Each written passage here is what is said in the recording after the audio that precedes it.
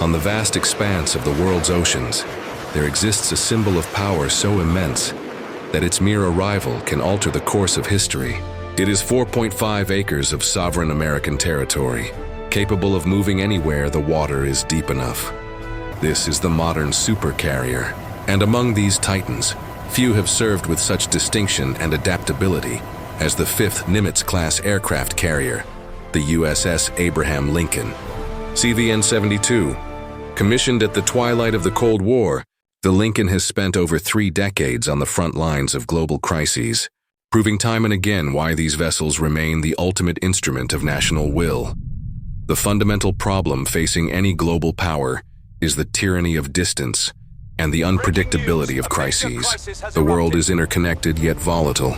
Regional conflicts, humanitarian disasters, and threats to vital trade routes can erupt with little warning.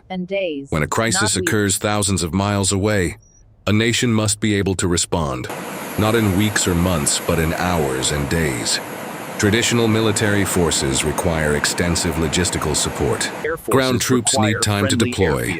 Air forces require friendly airfields on foreign soil, which may be unavailable due to political sensitivities or may be vulnerable to enemy attack. How do you project overwhelming force, rapidly and sustainably, without relying on the infrastructure or permission of other nations? The agitation is the consequence of absence. If a nation cannot assert its presence when stability is threatened, a dangerous vacuum is created. Adversaries are emboldened by perceived weakness, leading to aggression and escalation. Allies, reliant on security guarantees, lose confidence if support does not materialize when needed. Humanitarian crises spiral out of control without rapid intervention and logistical support. In a geopolitical standoff, diplomacy without the credible backing of military force is merely suggestion. If you cannot reach the fight, you cannot influence the outcome. The inability to project power rapidly means reacting to events rather than shaping them. The solution is a platform that carries its own infrastructure, its own defense, and its own striking power. The solution is the USS Abraham Lincoln. CVN 72 is a Nimitz-class nuclear-powered supercarrier, displacing over 100,000 tons. She is a floating city of nearly 5,000 sailors. Her 2 nuclear reactors provide virtually unlimited range, allowing her to sprint to a crisis zone at speeds exceeding 30 knots and remain on station for as long as necessary, constrained only by the supply of food and aviation fuel. The USS Abraham Lincoln doesn't need a friendly port. She brings the port. She doesn't need a runway. She brings the airbase. The proof of the Lincoln's capability is etched in its history. Shortly after commissioning, she deployed in response to the Gulf War in 1991. During Operation Iraqi Freedom in 2003, the Lincoln's Air Wing conducted massive air operations during the initial phase of the conflict. But the measure of a carrier is not just its combat power. When Mount Pinatubo erupted in the Philippines in 1991, the Lincoln led Operation Fiery Vigil, evacuating thousands of military dependents. Following the devastating 2004 Indonesian tsunami, the Lincoln served as the central hub for humanitarian aid distribution, saving countless lives.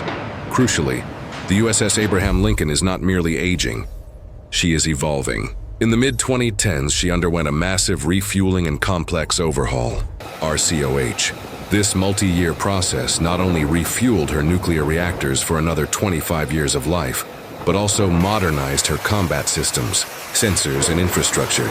This modernization paved the way for a historic milestone. The USS Abraham Lincoln became the first aircraft carrier to deploy with a fully integrated advanced air wing, including the 5th-generation F-35C Lightning II stealth fighter.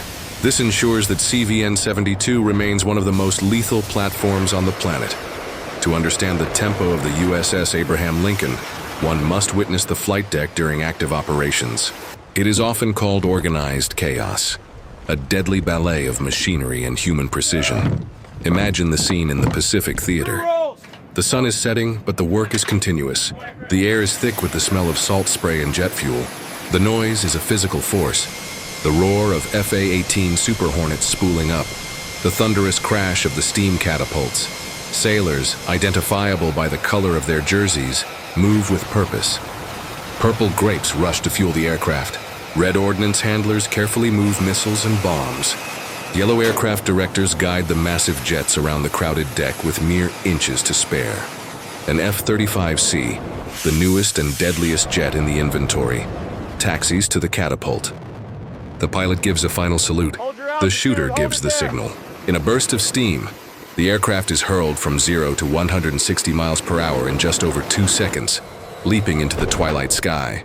Minutes later, the focus shifts to recovery. A returning Super Hornet approaches the stern, fighting the pitch and roll of the deck to catch the arresting wire. A controlled crash executed with nerves of steel. Hour after hour, day after day, this orchestra plays on. This is the heartbeat of the USS Abraham Lincoln. The USS Abraham, Lincoln's motto is "Shall not perish." It is a fitting testament to the enduring relevance of the Nimitz-class design and the spirit of the crew that sails. In an era of hypersonic missiles and sophisticated cyber warfare, the carrier remains the most flexible, survivable, and potent form of power projection ever devised. From humanitarian aid to high-end combat, CVN 72 delivers options when national leaders need them most. Our call to action is to look beyond the steel and the technology. Recognize the dedication of the thousands of sailors who bring this ship to life. They sacrifice the comforts of home to operate in one of the world's most demanding environments, ensuring that the USS Abraham Lincoln is ready to answer the call. The presence of the carrier is a promise of security to allies, and a warning to adversaries that when crises emerge, help is already on the way.